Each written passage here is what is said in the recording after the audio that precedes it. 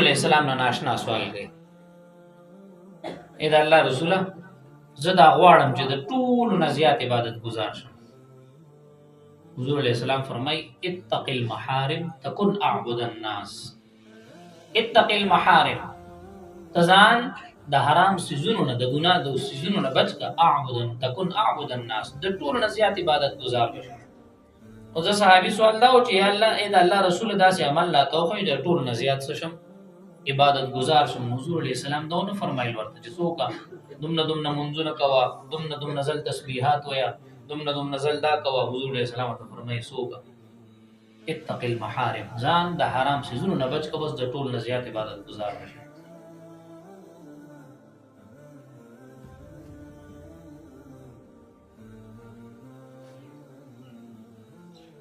نو په ظاهر او باطن کې تقوا اهتمام کول. ظاهر ستوي سر نه تر خپو پورې د مونږ ته چې سخ کاری دا ظاهر دی. باطن ستوي د زړه دنیا ته وي. نو په ظاهر کې هم تقوا وي په باطن کې هم سوي. د انسان په زړه کې الله جذبات خېری خواهشات یو سمندر دی. پای کې خو خواهشات هم او خو جذبات هم کې دي سي او خراب هم کې دي شي.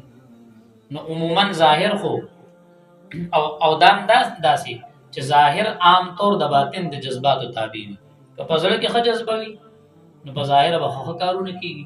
که په زړه کې خرابه جذبه وي نو په ظاهر کې هم خراب کارونه کېږي. د یو سړي په زړه کې تا سره محبت دی نو د هغې اثر به په ظاهر هم ښکاري. د یو سړي په زړه کې تا نه نفرت دی بغض دی تندی به یې درته راچولي په ظاهر به هم درته ښکاري. په خوله باندې به هم چېرته سمه خبره ونه د خپل ځان په باره کې. نو دا ظاهر د څه تابع دی؟ د باطن تابع دی. نو اول زیات زور په څه باندې کولی؟ په باطن باندې کولی. په څه باندې کولی؟ په باطن باندې کولی. ګوره ډومبې په زړه کې یو سړی چې ګناه کوي نو په زړه کې اول اراده راځي یاره دا څیز به پټ کړم. ډایرکټ داسې نه چې بس غلا وکړي. نه، د غلا جذبه اول په زړه کې پیدا کېږي نو بیا ظاهر په حرکت کې راځي. بیا خپې تلل شروع کړي لاس نیول شروع کړي. نو څومره چې ګناهونه کېږي د هغې جذبه ډومبې په زړه کې پیدا کېږي. او څومره چې نیکۍ دي د هغې ګورې څه ډومبې جذبه په څه کې پیدا کېږي؟ په زړه کې پیدا کېږي. نو گویا چې اصل سي زړه شو. مثلا په زړه کې د مونځ جذبه پیدا شوه نو بیا ټایم ته وګوري چې وخت څه دی. بیا معلومې چې اذان شوی دی که نه دی شوی. بیا سړی مسجد تلاش کوي. بیا سړی ځان له د اوبو بندوبست کوي اودس ته ردام کوي او بیا هغې نه پس مصله او جانماز او دا. نو په زړه کې چې جذبه پیدا شي نو د ظاهر اندامونه هم بیا څه د هغې تابع وي او کار شروع کړي. حضور علیہ السلام ځکه فرمایي چې په ظاهر او باطن کې د الله نه یریدل. په ظاهر هم کې تقوا پیدا کا او په باطن کې هم څه تقوا پیدا کا. نو که په باطن کې تقوا وي په زړه کې د الله یره وي که نه نو ګناه انسان نه کېږي. بیا ګناه انسان نه کېږي. په زړه کې که د الله یره وي نو بیا په ظاهر د انسان نه نیک عمل نه پاتې کېږي. نو بس چې خوف خدا وي نو ګناه به نه وي او چې خوف خدا نه وي نو ګناه به وي.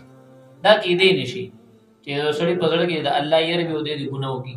نه، داسې نه شي کېدی. ځکه حضور علیه السلام مثال فرمایي لا یزني الزاني حين زنا وهو مؤمن. یو سړی چې کله زنا کوي د زنا په ټایم کې دی مؤمن نه وي. دا ایمان وای د نه وځي او د پاسه داسې وي لکه چترۍ یا بره د سوري بره کې بره به د ولاړ. ځکه چې دی زنا کوي په د په زړه کې ایمان دغه ټایم نشته.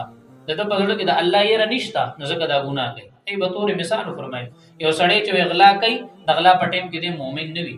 ولې؟ دا ایمان د ده زړه نه وتی وي یو قسم. چې خوف خدا موجود وي نو ګناه به نه وي. نو که خوف خدا څومره زیات وي نو هم نه بسم وي انسان به زیات د ګناهونو نه بچ وي. او که خوف خدا کم وي یا بیخي نه وي نو دی به د ګناه کوي او پروا به نه وي فرماني به کوي. اوس د تقوا دا حکم داسې دی دومره هم سیز دی چې قرآن کې الله فرمایي مونږ مخکینو ټولو امتونو ته د تقوا حکم کړو.